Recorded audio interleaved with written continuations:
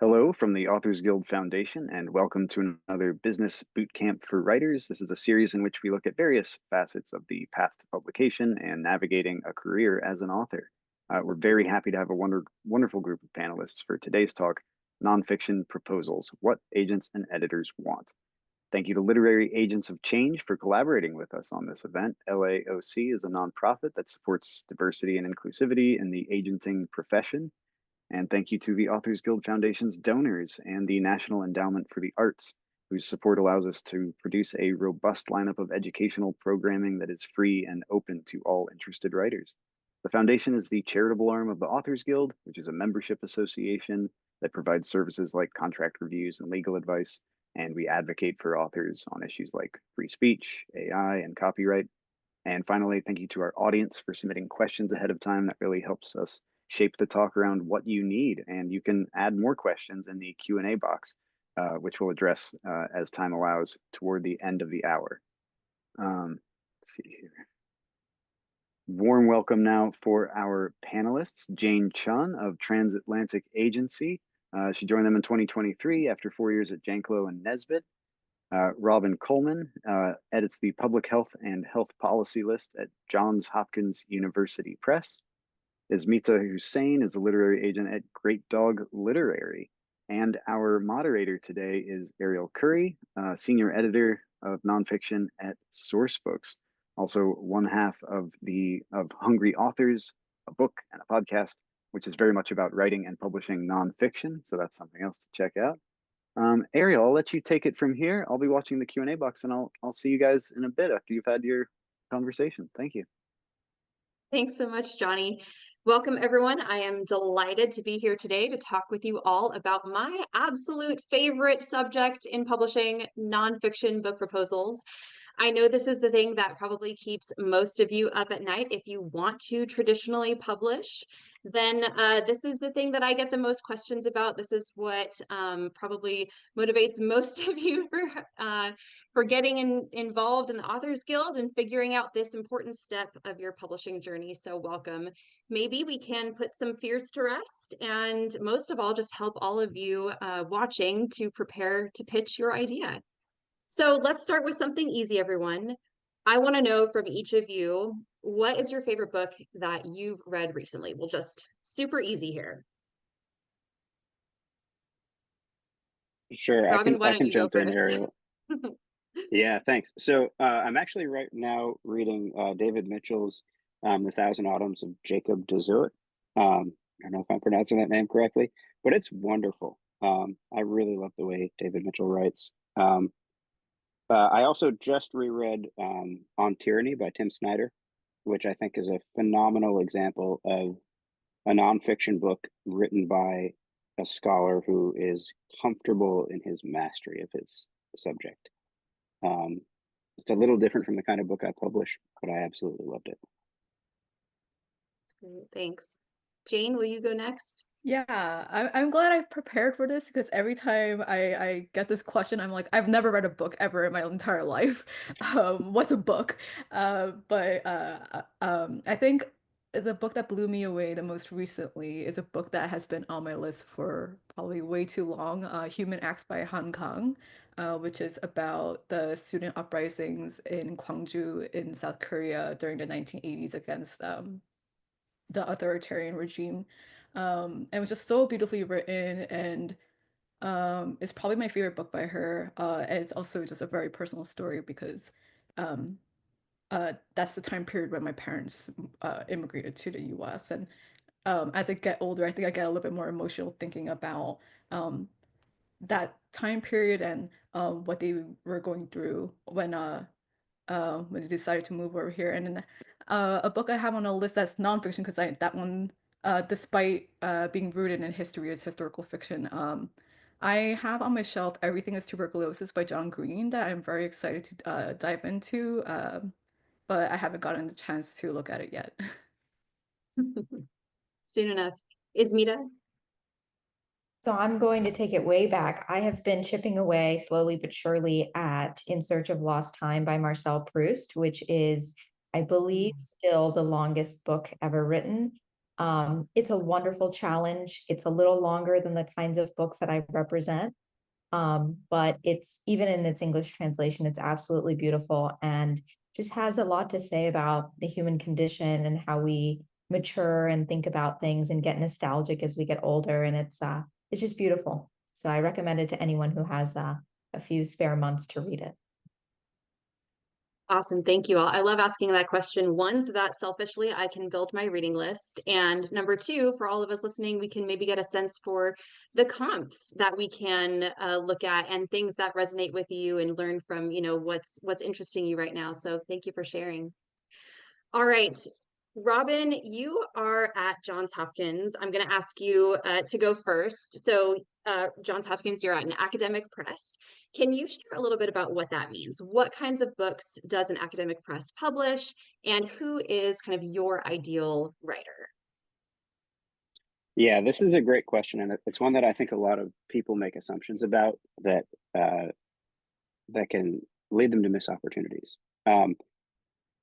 University presses, which you can learn more about by going to the Association of University Press website, publish in a really broad array of topics and genres. So I publish everything from scholarly monographs to trade books. We publish course books, textbooks, sort of how-to professional books, as well as books for general readers. I love to do all of those different things, but I think the ones that I like the most are the broad audience books. The thing that makes university presses unique is that all of our books are peer-reviewed. All of our authors tend to be scholars, tend to be people with deep expertise in the areas they're publishing in. But that doesn't mean they're only writing for other scholars. Some examples of favorite books that I've published. I published Anna Lemke's first book, Drug Dealer MD, which was about the overprescribing that was at the root of our current opioid overdose crisis. And her second book, which I unfortunately didn't get to publish, went on to be a New York Times bestseller, right? So it shows you that we do publish that type of book by that type of author. And very often what I'm doing is I'm publishing first books by that type of author, and the second book tends to be the big break. So while I look specifically at books that are in my subject areas, anything related to health policy, public health, global health, there are people sitting across the hall from me who publish books on history or current events or science and technology, life sciences, popular science, astronomy, or even higher education. At risk of talking for too long, I'll stop there. Thanks. That's a super helpful start. So to be clear, I want to make sure that I picked up on what you mentioned, that the audience is not necessarily academics, but I am wondering, are your authors primarily academics? However, are you looking specifically for authors who kind of have the credentials behind their names, who may be associated with universities? How does that kind of play into it? Yeah, largely our authors are academics. They tend to be, current or recently retired academics. Occasionally we'll have books by journalists, but we don't tend to publish books by lay people on scientific topics, for example. And part of that is because those books just don't tend to make it through the peer review process real well. There's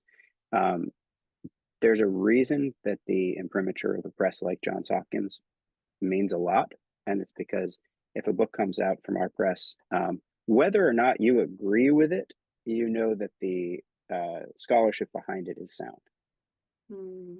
Yeah, that is incredibly valuable. I love that academic presses provide that kind of intense vetting, because we definitely need it. Jane and Ismita, maybe one of you could speak to kind of more of the trade side of things. So first of all, would one of you mind kind of defining what trade means, kind of in contrast to academic publishing? And then I'd love to hear from both of you, what kinds of nonfiction do you like to represent? I can go first. So to me, a trade nonfiction book is one that appeals to a large general population. So it's going to be picked up by people who like to read nonfiction in bookstores, and is recommended as gifts or things like that around the holidays. Those are trade books versus academic books that are more geared towards having a copy of each in a school university library, or that is used by people who are doing research in an academic setting. So they do have overlap in that Venn diagram, but trade is more accessible generally to a general population and is written for someone who may not be an expert on the subject already. Jane, do you want to talk to that before we get into what we represent? That is just a really fantastic explanation, and I agree with every bit of it. And I think that in terms of trade versus academic, there are just like a lot of more subgenres. Like obviously, you're gonna have a celebrity memoir in trade that is not something academic that's done in academic publishing. Um, so yeah, I would say I would. I don't think I have anything to add. I think that's a very succinct explanation. Yeah, that was beautiful. Thank you. All right, so what do you both like to represent? Um, I guess I'll start. This time, I do a wide variety of things. I think it's easier to say what I don't represent, which is like cookbooks, um, prescriptive nonfiction, self-help. I'm definitely forgetting something, but I focus on memoir, narrative nonfiction. Like I love stories where there's an arc. Um, but I do see nonfiction that doesn't follow that structure, and I am interested in that, books about um, our world in terms of investigative journalism that examines the society that we live in, books about nature, climate, science, that kind of deepen our knowledge of the wider world around us and also explore the mysteries of our world. Um, Hidden histories of people who went under the radar, you know, either people thought they were not important, and they were, or their contributions to society have been attributed to someone else. Um, I also do books about food, travel, pop culture, and cultural criticism. For those, I think I go more, I look towards journalists more than somebody who comes in through my submission pile. Great, thank you. Ismita.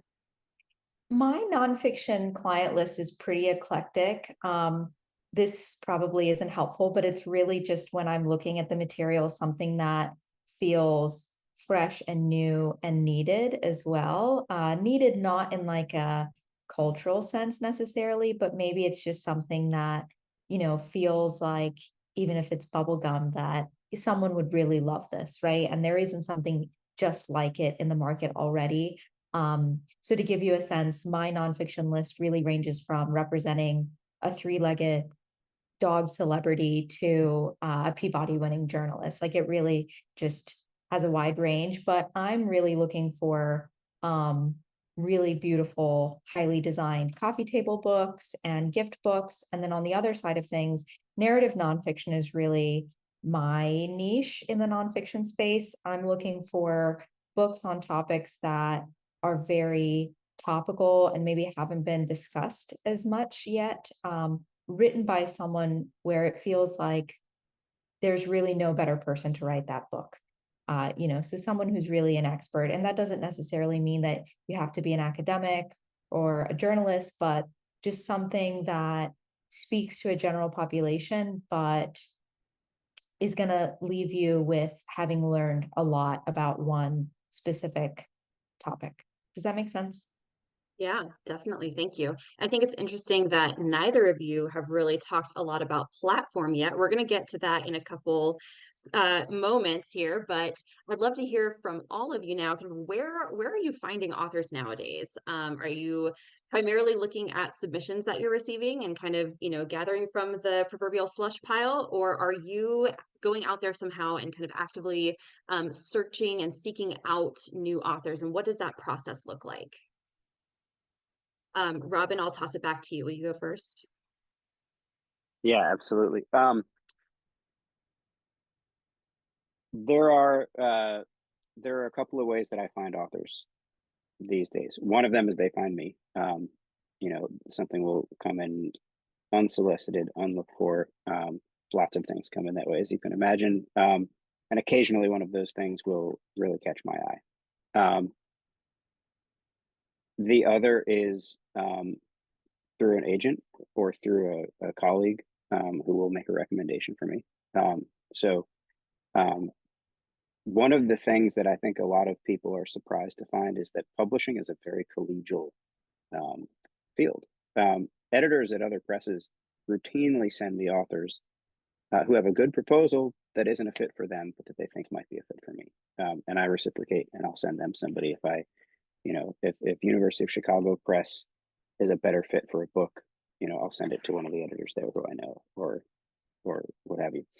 And then the other one is sometimes the most fun, but also the most frustrating, which is I'll dream up, you know, a dream of a book I'd like to publish, and I'll go looking for somebody to write it. Or sometimes I'll see somebody saying something in an op-ed or on social media, or somebody who's quoted in an article, or I'll, you know, read the academic literature and I'll see somebody who's written something there that I think could be generalized into a really interesting book, and I'll reach out to those folks. The hit rate is very low for me on those, because the fields in which I publish are fields in which people are not incentivized to write books. Many times when I talk to somebody, I hear, well, I've literally never thought of writing a book before. So those can be fun, but challenging. And then I would say there's maybe like a 3B where I actually just did this last week. I had an idea for a new book that I thought one of my former authors would be really well suited to write. So I reached out to her and we had a conversation, and she's stoked and she's going to do it. She actually has an agent, so she looped her agent in, and we'll be talking about a deal for that book. It's always nice when the stars align like that. Absolutely. Absolutely. That's what's really energizing about this. I like to tell people I have the most interesting job in the world, because the job is literally to find the best people in the world doing the things that I'm interested in and talk to them about their ideas and try to get them to write books. Like, this is the best, right? But as with any cool job, 80% of it is actually paperwork, right? So when I can do those fun parts, you know, that really makes my day. Yeah, I could not agree more. Ismita, will you take a stab at that question? Sure. I'm never want for manuscripts, whether fiction or nonfiction, from my query inbox. It's always very full. But as someone who, you know, just like any other person, is interacting with other people online, where you're reading an article one day, watching TV, or, you know, even on social media, and you come across someone, there's that part of my agent brain that tingles sometimes where I'm like, I wonder if this person has a book. If I had like a nickel for every time I looked up whether someone has a book because I like them, I would be very rich. So I am pursuing that occasionally. It's also been the case where there are some editors where we haven't gotten to work together yet, or maybe we have and we'd like to work together again, and just, you know, over coffee or something like that, we're like, wow, you know, I'd love a book on this, and we both love the idea, and so we put our heads together and decide to, as a joint team, reach out to an author who's an expert and say, hey, would you ever consider, you know, writing a book on this topic? That's definitely rarer, but it does happen. I would say most of my nonfiction is coming in through the queries. Can I jump in to loop back? Because I think that, Ismita, what you just said is one of those things that I think lurks below the surface of one of the things I said, which is when I hear from agents, sometimes it's the first time I've ever heard from that agent, and it's sometimes not a perfect fit, or they have different expectations for what they might get for an advance than what we can do as a university press or what have you. But when I hear from an agent who I've worked with before, who I know and like, and we get each other, those go straight to the top of my box, because I know that they wouldn't reach out to me if they didn't have something that they genuinely thought was going to be interesting to me and which I could afford, right? Like that, all of these things are sort of aligned when that happens. So the relationship with agents is really important. and not just for the sort of competitive reasons that like maybe I'll win a bid on something that I otherwise wouldn't have because the agent likes me. That doesn't, if the numbers don't align, they don't align. But it's much more that like that partnership. It's really nice. Thanks, Robin.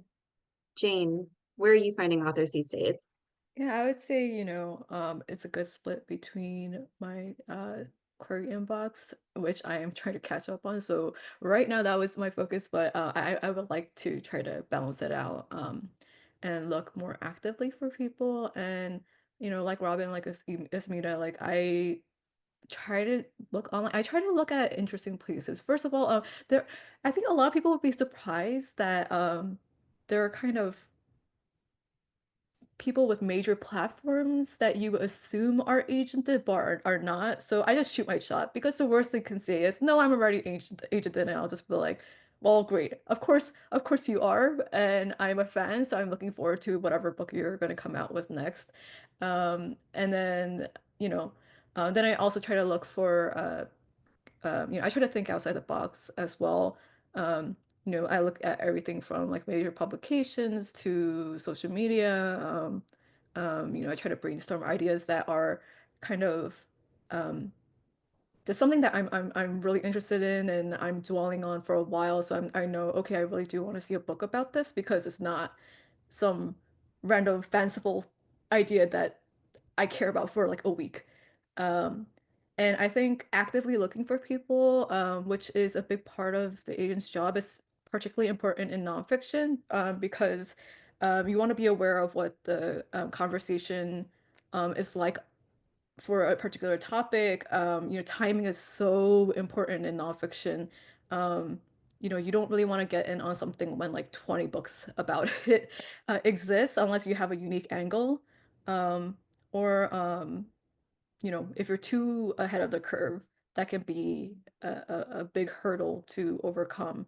There are ways to get around that, but sometimes um, you might think, okay, well, this might be kind of hard to convince editors on. So yeah. Jane, I'm curious as a follow-up, if you don't mind me putting you on the spot here, are there any topics that come to mind specifically that you're like, oh, there is just way too much on X topic right now, and anything in that vein, I'm like, you better have a really unique idea. Yeah, I think the a really good example of this is honestly in tech, AI. I've Ooh, seen so many books about AI, and I'm like, there are things to say about it, but I feel like increasingly it's just kind of they're all covering the same topic. Also because we're in the early days of AI, so everybody's looking at the same thing. Um, I think that's the topic that comes to mind. Also because I keep on seeing so many so many proposals about AI, so that's just kind of been on top of mind for me. yeah, yeah. Robin or Ismita, do any topics come to mind for you?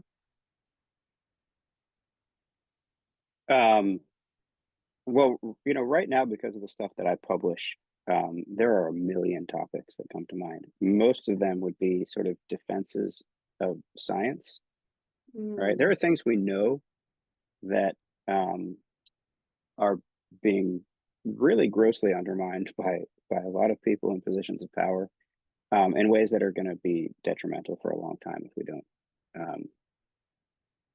if we don't hold the line somehow. One thing I think books are better at than almost any other form of media is drawing that line in the sand. Books last for a really, really long time, and they're very hard to suppress, right? Book bans only bring more attention to books. Whereas, your most successful documentary on Netflix is going to be gone in 3 months, right? Gone from the consciousness in 3 months. Books are slower to spread than those things. I'll own that, but they do spread. And once they spread, they have a much more lasting impact. So yeah, I would say, all of those topics of science, biological sciences, health sciences, social sciences, right now, if they can be tied to current events in some way are very relevant for me. That's great. Okay. I'd like to switch gears a little bit and talk about the genre that has been often maligned in recent years in publishing schools, unfortunately, because it's my favorite genre in nonfiction, and that is memoirs. So we know, celebrity memoirs are kind of in like a class of their own. So outside of celebrity memoirs, I would love to know, maybe Jane and Ismita, specifically for you, what do you look for in memoir and what tends to catch your eye? I think it depends on what story they're telling. Like, is this somebody who has some unusual accomplishment under their belt? Um, or is shedding insight on a topic that is familiar but isn't, I've never seen the angle before, or like saying something new that I'm like, you know what, we don't actually see books about this. Why don't we? Why don't we highlight these people from these communities? So that's what I usually look at for memoir. You know, I feel like so often for memoir, it's written either because you did something great or something um hard, like you went through some hardships and you overcame that. Um, and whenever I talk to writers who are working on memoir, I always tell them, okay, unless you have like some gigantic platform, nobody knows who you are. So why would they be interested in reading your book? Like, if they're not your family member, if they're not your friend. So I kind of look at it from that angle. I try to see what is saying, kind of on a broader scale beyond this person's personal journey and story about their life. I think you put that really well, Jane. And I'm kind of in the same boat. I put every memoir I get in my inbox to the test of one question before I even look at who the person is or what their platform looks like. And that question is, if I didn't know this person and the book was already published and someone recommended it to me and told me what it was about, would I care? Would I care to know what happens to this person's life or the lessons that are in there? There are so many stories in nonfiction and fiction and memoir that, give you the message of resilience or hope or, overcoming hardship, whatever it may be.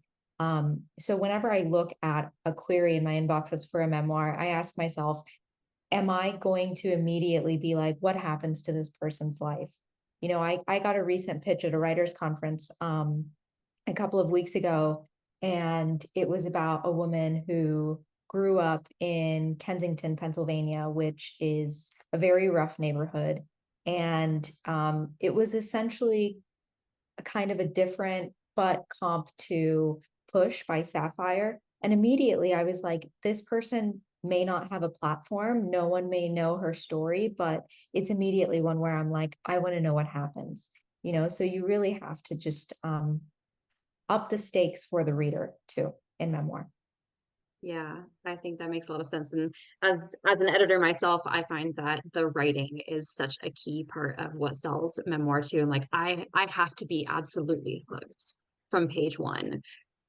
Thank you both for sharing that. That's super helpful. Okay, I want to move on soon to the proposal itself, but I do have a couple more quick questions kind of centering around what you're looking for and kind of the overall kind of mindset to acquisitions for authors. So first of all, could each of you speak quickly to platform? Do you have specifics? Like, are there numbers you're looking for, or what are kind of the parameters around platform? Let's start there. Ismita, will you continue? Sure. I think the word platform nowadays kind of immediately gets linked to social media following. And while that can be a big piece of it, I think platform is so much more than that. So with platform, it's really your network of who you could possibly reach as far as readers and how you're reaching them, right? So if you have a Substack, that's part of your platform. If you have been quoted in newspapers and magazines, if you're a journalist, that's your platform. Social media is just a piece of it. As far as numbers goes, I think it really goes hand in hand with what you're writing about. If you're writing about something that is really juicy, for lack of a better term, something that, you know, is already going to hook editors, then I think platform, like the bar goes down a little bit. But if it's something that, you know, maybe the market's already a bit saturated or getting crowded, but I think this person's an expert and has something unique to add, then that requirement for a platform is a little bigger. But I'm really just looking for expertise. I think expertise and platform go hand in hand. Beautiful. Robin? Yeah, I couldn't agree more with everything that Desmita just said. I think that platform is often misunderstood. I've had authors with huge social media followings publish books that have been decently successful, but when you compare the number of units sold to their social media following, it's like, okay, so 1/100% of their followers bought the book, right? So we know that that's, you know, that's one thing to look at, but it doesn't matter all that much, right? So for all of you who don't have 1 million followers on social media, this is really good news because your agents and publishers know that that's not the thing that matters the most, right? Do you give talks at conferences? Do you give keynotes? Do you sit on panels like this? Do you volunteer in all the local elementary schools teaching chess? Like whatever the thing is that's relevant to the book you're writing is part of your platform. So I like to think about it as what are all the different connection points you have to communities that are relevant to your book? That's all the stuff that adds up to your platform. So, you know, you've got a Substack and maybe you've only got 500 readers, but those readers open your emails and they comment on your posts. And when you know, tease the book, you get a lot of likes on that post. That's better than most people with, you know, 50,000 social media followers would get as far as indications of potential success. There's 1 million things that can make up a platform. One of the things that I look at when I look at book proposals is that there's sort of a three-legged stool of what it needs to be a successful, like, broad audience book. And those things are the topic. You know, this is a good idea. Yeah. So the topic Thanks, has to be like an enticing thing, right? Now, whether this is a topic everybody's talking about or a topic nobody's really thinking about, as long as you've got a really great angle on it, that's a good topic.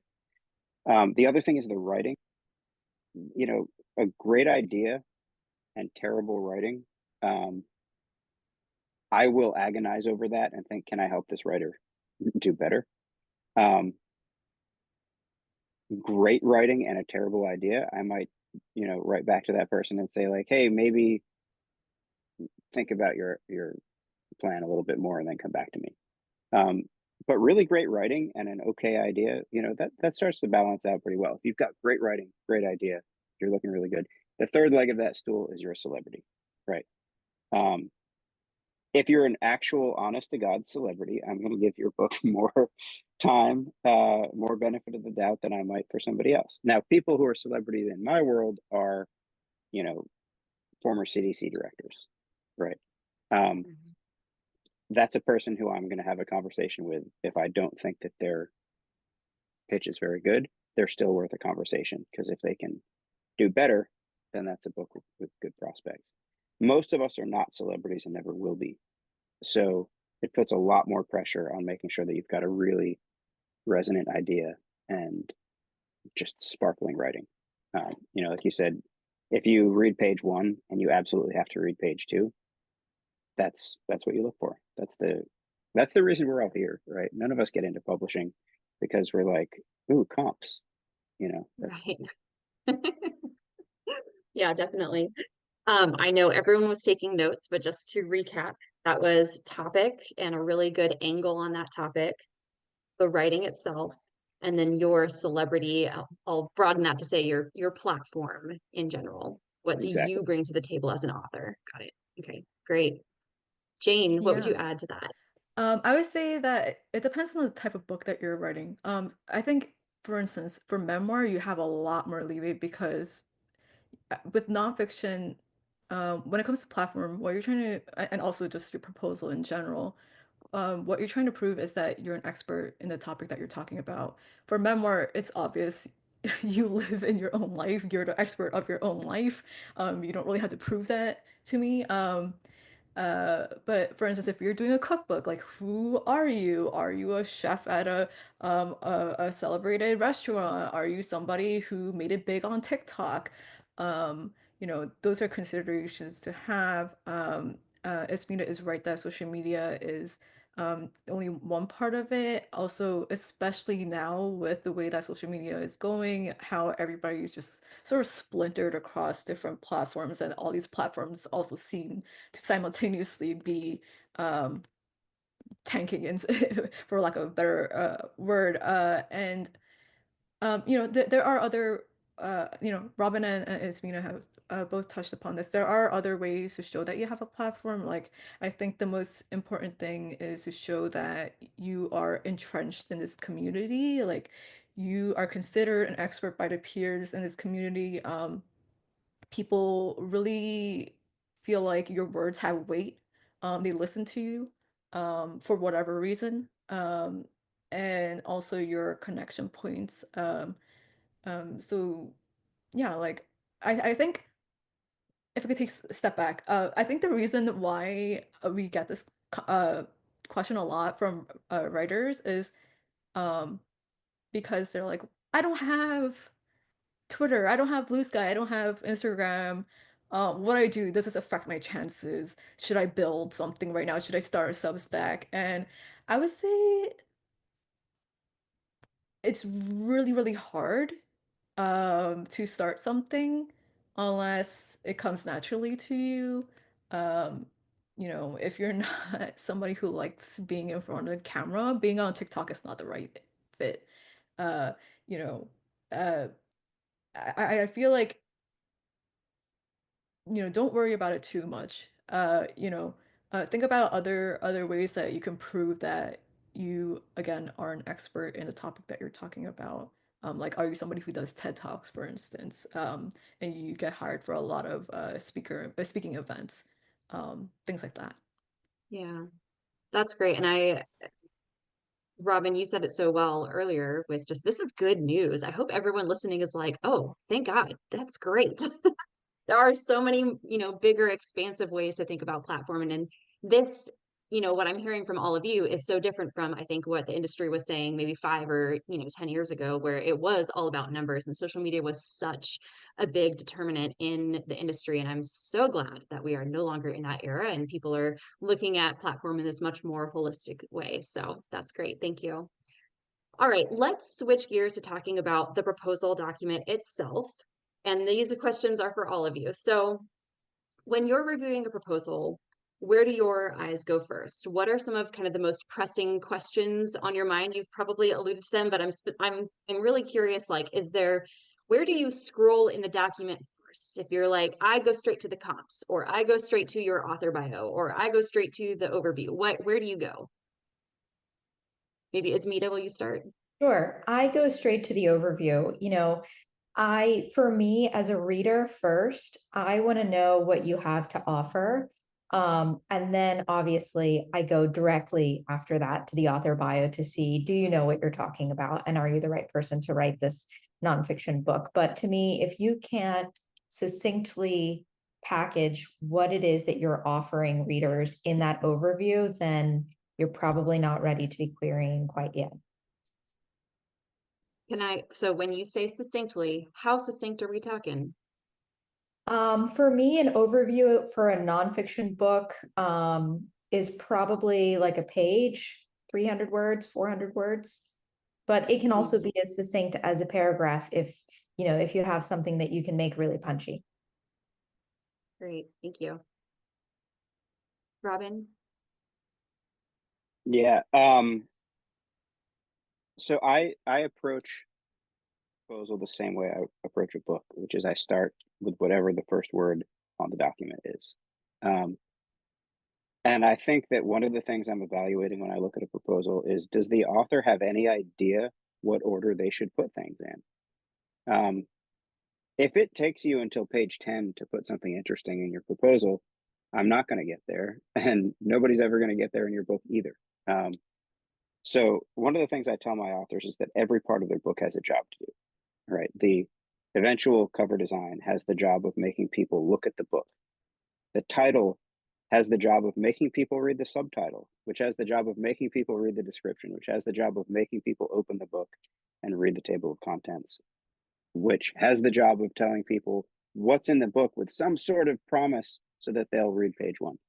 And if your proposal doesn't do that as well, you're going to lose the attention of your editor or your agent before they get a chance to see how cool your ideas are, right?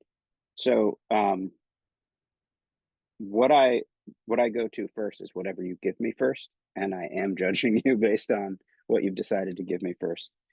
Now, because of the type of books that I edit, I will often give people a second chance. You know, I'll write back and say, hey, I don't get it, try again. But that is entirely depending on, you know, how much volume I have at the moment. Like if yesterday, I think I cleared, you know, 30 unsolicited manuscripts or proposals from my inbox. I didn't invite anybody to resubmit from that group because there's just too many people. You know, a couple of the proposals looked okay, right? But if, you know, you were the only proposal I got today, then I'll take a little bit more time and think about it. Does that answer the question? That's great. Yeah, definitely. Thank you.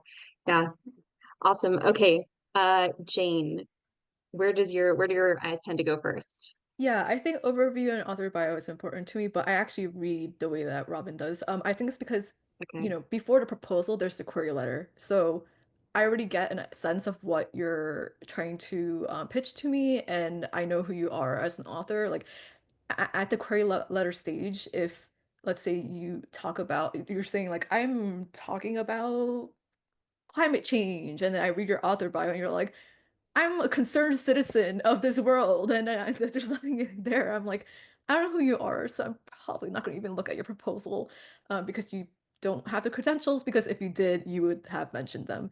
So yeah, that already is that's a first step, and that's kind of out of the way once I actually dig into a proposal. So yeah, I'm like Robin, where I start from the beginning, you know, um, and then just kind of read through, see, you know, kind of what your vision for this project is, and the way that you're structuring it, it makes sense to me. Um, but in terms of the proposal, the things that matter to me the most, um, just on in terms of first glance, obviously every part of the proposal is important. Otherwise, we would not be asking for all the things we're asking for. It is the overview. Are the sample pages. You know, it matters like comps and stuff like that, market, etc. That kind of matters less to me if I could already envision it in my head. Like, oh yeah, I know who's gonna read this book. This is gonna sit on a shelf with these books. Again, those factor in, but like later for me. I always love to hear what catches other people's attention. I'll just share for myself. I actually weigh comps very heavily. I want to know what else in this area has done well and kind of where the audience is and what else people are reading in the same vein and how yours is very different from theirs. So but I love to hear what everyone's looking for. All right. So I'm going to skip around a little bit in my questions. Are there any proposal pet peeves or common mistakes that you see people making that you're like, oh my gosh, this is so basic. Just fix this. Not having a sample. Yes. I need to know what your writing is like. And even though the query letter and other materials like a synopsis are writing, it's very different writing than what you would say in a book. So I really need to see what your writing style is like in a sample. Yeah, that connects directly to one of my pet peeves, which is authors who haven't taken the time to either understand or maybe communicate their understanding of their audience. Right, the proposal tells us what you're going to do, and the sample shows us how you're going to do it. If you say, I'm writing for you know, new parents who have a, you know, college education and are really interested in breakfast cereal. I don't know. And then your writing is like this incredibly lofty, scholarly prose. Um, I can see that you don't understand how to talk to these people, and it's not going to work, no matter how cool your idea is. Um, so that, like, to me, understanding the audience is one of the most important things an author can do. And the sample is, you know, that's your place to show off what you can do, but it's also a place where I can pretty quickly identify if you don't know who you're writing for. Yeah, well said. I think for me, I was like, I feel like Asmita and Robin covered pet peeves of mine as well. I think so I was like, oh my God, what do I bring to the table? What's another pet peeve I could talk about? I think it's repetition. Sometimes I read a proposal, I'm like, you are out of steam. You're saying the same thing on every page, and I am kind of getting sick of it. Like, there's no distinction between your market section. There's no distinction between your comps. Like everything is kind of like mushed together, and I'm like, I don't feel like you have a project here because like taking a step back in terms of like looking for writers working on topics, and I said like I go and look at the New Yorker or like I don't know some others. Like sometimes a when you look at a fantastic long form piece, you're like, this is amazing. It's such a good deep dive. It's so meaty. But this person has like said everything they needed to say on this topic. You know, it's not book length. There's not enough material to make an entire book. And sometimes I could tell that with a proposal where I'm like, Okay, I think this could be like 50 pages. So that kind of sticks out to me. And also That's if always, you're sorry, I cut you off. I was just gonna say, that's always a red flag when there's like, oh, there's clearly not much here. Yeah, yeah. Or like sort of in a similar vein, if you're bringing up comps, and I'm like, these, you're arguing, this is kind of a stretch. Like comps might Mhm. make sense, but like the way that you're talking about them versus you're like, this book covers this, but it doesn't cover this, like my book. And I'm like, it does though. Or Right. I don't think that's really important for that book to cover, and that's why they didn't cover it. So that kind of gets under my skin as well. If I'm like, I don't think that you're really you did that much research into the market as you're saying you Yeah. did. Yeah. Well, I Can know. I ask Oh, a question to you all? Because I think this is an interesting thing, right? I have a sense that people misunderstand all the different ways they can use comps to communicate about their book. I love it when an author says, "My book is going to sound and feel just like this one, but it's about a different topic." And then I can say, "Oh, okay, I get how you want to approach this. Now I can evaluate whether you're successful or not." Or, you know, my book is about a similar topic, but for a different audience. Or, you know, sometimes it'll be a really direct comp. I feel like a lot of the time people are just trying to show this comp sold really well, but my book is better. Right. Yeah. That's not really credible most of the time, especially when you're talking about like a New York Times bestseller. Um, the sort of like, I don't know. What do you guys look at comps in a similar way to that? Or like, what do you want people to say about the comps, I guess is. Yeah, I think I actually view comps differently in fiction versus nonfiction. And I mean, overall, I do like it when somebody says like takes a writing style of X book, but explores this topic. I love it because you're sort of explaining why you're using the comps, and I could also, if I'm familiar with the books, picture what your project is going to be like. But in nonfiction, also it's important to me where you really do need to give an argument that your book is going to stand out. Again, if it's in a crowded market, you're going to be like, well, I'm going to be talking about a topic in this way. It's not been covered in this way. And that's important to me. But yeah, I often see people try to use comps uh, the way that you said, Robin, which I don't particularly enjoy, which is it's like this book, but better. Or you know, or they might go the opposite direction where they're like, there's no way I could compete against the big books. So let me give you the smallest, most obscure books ever. I'm like, these sold like 3 copies. I don't know who read them. So it's not really useful as a comp because, part of the reason you're mentioning comps is to say that there is an audience for this book. And choosing a book that like you found that came out in like 1993 that nobody has ever heard about is not going to really help your argument. Hey, some of us were around in 1993, so Yes, but you I know, meant like, the market is different. The I readership is also see different. some people who will, in their comps, say, well, a good book on this topic hasn't been published since, insert title of bestseller from the 80s here. And it's like, no, there has been, you just haven't done your research. Yeah. yeah, that's a really good point. The gap in the literature thing is a thing that you hear from academics all the time, and it's much less compelling than they think it is. Mhm.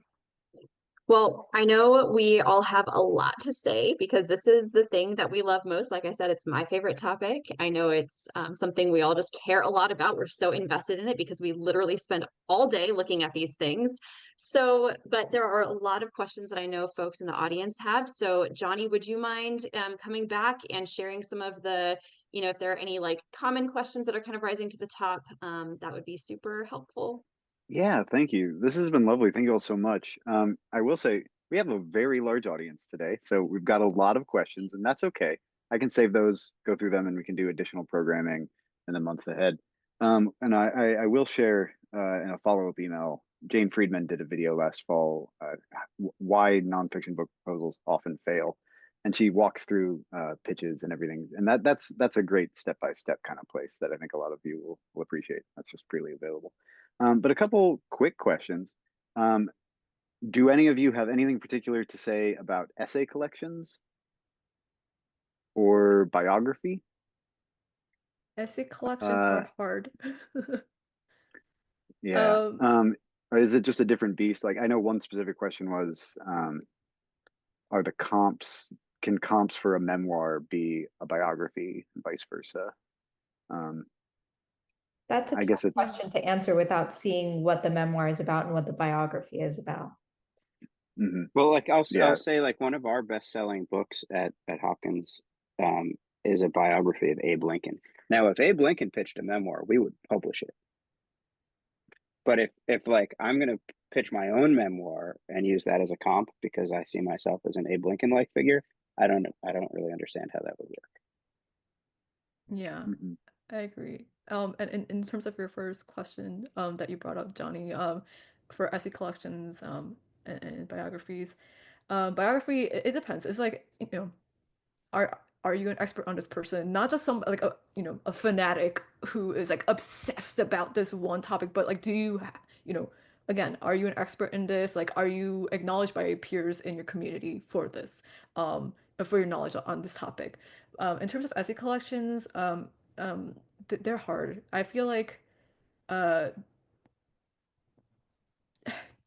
if you're like a debut author, it's really, really, really hard to convince an agent to take a chance on essay collections and for an agent to then sell an essay collection to editors.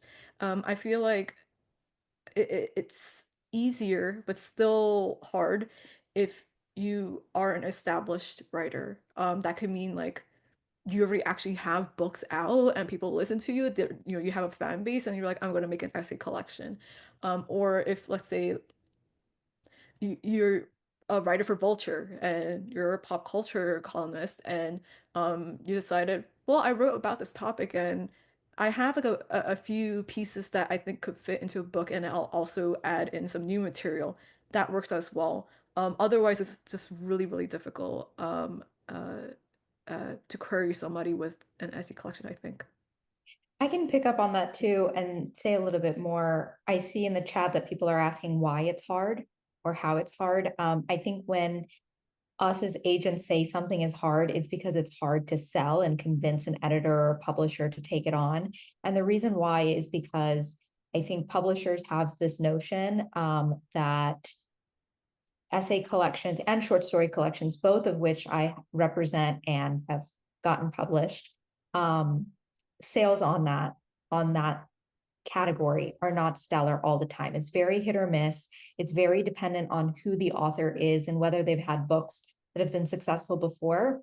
Because if you have a book that's done well, then you have a readership that's looking for more. And so the essay collection or the story collection can fit into that really well and segue into, a longer career. But if you're a debut that has an essay collection, then I think the leg up that you can have if you're trying to find an agent for that is to make sure that the essay collection A has some sort of thematic tie-in that's going to help us position the book with publishers, and that a publisher will be able to position with their marketing department, but also that those essays, some of them at least, are published in notable places and have been picked up and discussed culturally somewhere. So, if you have an article with the New York Times as part of your essay collection, you'll get more attention from me than if you don't.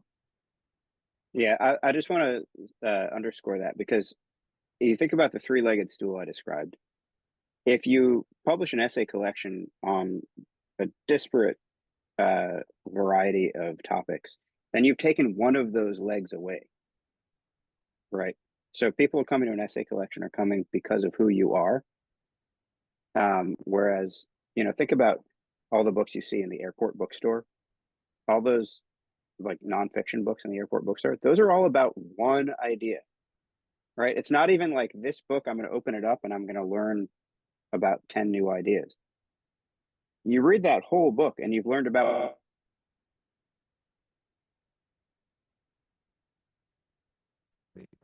we look for things that shift more to that direction. Right. Robin, I think your audio might have cut out, but I think it was coming back there. It's okay.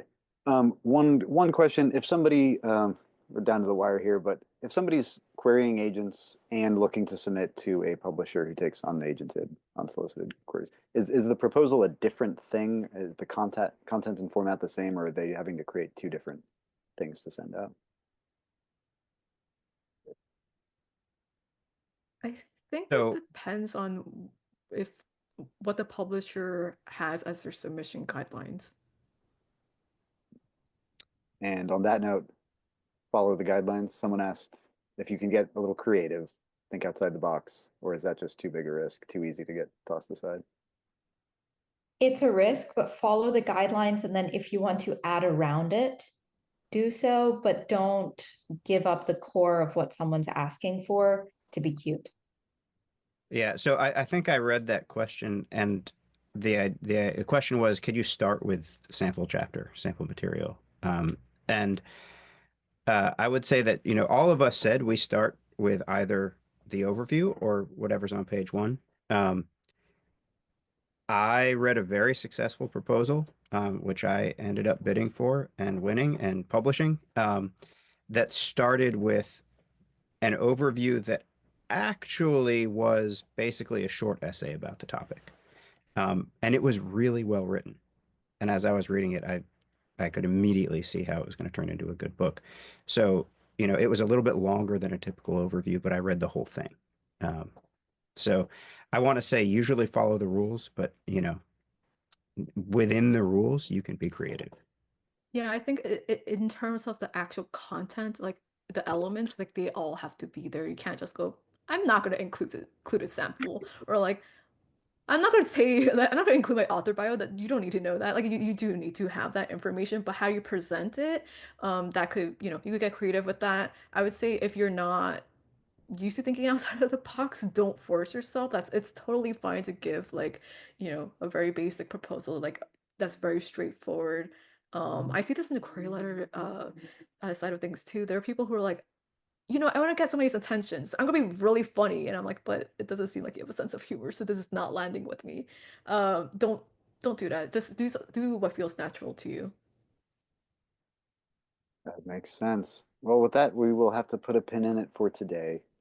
Thank you, Robin Coleman, Jane Chun, Asmita Hussain, Ariel Curry. Thank you so much for leading this conversation, and thanks to Literary Agents of Change.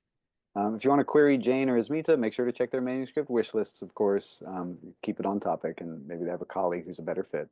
And yeah, to our audience, I'll send out an email soon. I'll round up some of the information here and some links to some of the little offshoots that y'all want to explore. And feel free to get in touch through the contact form on authorsguild.org, and that'll get right to me. With that, Thank you so we'll much, say Johnny. goodbye for today. Thank you all. Wow. Thank you. Thank you for having us.